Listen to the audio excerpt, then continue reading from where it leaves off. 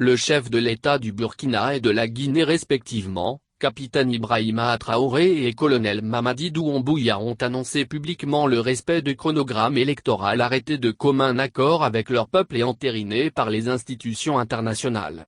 Au Mali, la confirmation se fait attendre. Au Burkina Faso, des élections générales sont prévues pour se tenir à la fin de la transition, courant 2024. À l'issue d'une audience avec le capitaine Ibrahim Traoré, lundi 13 février 2023, le président de la Commission électorale nationale indépendante, CENI, dit avoir reçu des assurances du président de transition que les élections seront tenues à bonne date. Nous avons reçu de la part du chef de l'État, ses encouragements. Il nous a rassuré de son soutien et des efforts qui sont faits actuellement dans notre pays pour créer un climat sécuritaire favorable à la tenue d'élections libres, transparentes et équitables, a indiqué Élisée Ouédraogo. La charte de la transition, signée le 14 octobre 2022 par le président Traoré, prévoit l'organisation d'élections générales, au terme d'une période de 24 mois à compter du 2 octobre dernier. La promesse du capitaine Ibrahim Traoré intervient à un moment où plusieurs personnes, accusées de lui être proches, appellent à ne pas tenir d'élections.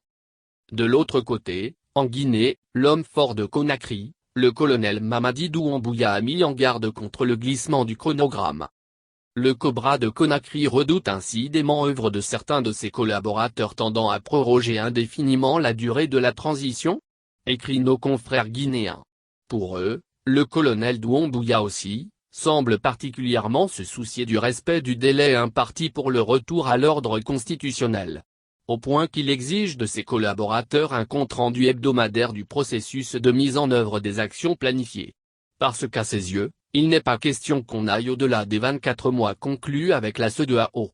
Pas un jour de plus, aurait insisté le colonel Doumbouya. Mettant en garde son entourage, Mamadi Doumbouya a assuré les Guinéens et la communauté internationale que le pacte conclu avec la CEDEAO sera honoré. Il a donné sa parole au peuple de Guinée et il ne reviendra pas là-dessus.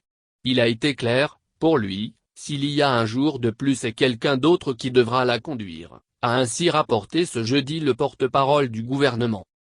Et pour s'assurer de faire respecter ses engagements vis-à-vis des Guinéens et de la communauté internationale, il exige du directeur de cabinet de la présidence, du ministre de l'administration du territoire et de la décentralisation ainsi que du ministre du plan et de la coopération internationale, un rapport hebdomadaire sur le processus de mise en œuvre du chronogramme.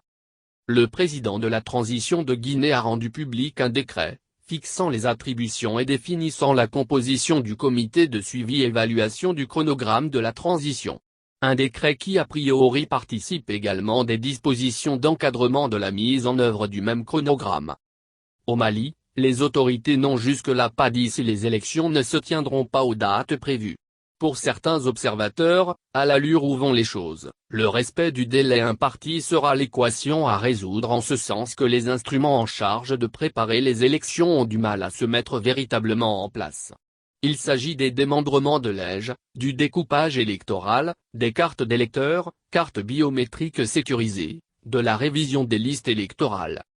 Cette crainte fait que plusieurs formations politiques ou groupements politiques rappellent aux autorités de la transition du Mali, le respect de leur engagement. Car, selon un observateur, on apprécie une personne, un gouvernement selon la parole donnée. Rappelons que les premières élections sont programmées pour se tenir en mars prochain, référendum, suivi des municipales, juin 2023, ainsi que les législatives et la présidentielle, 2024.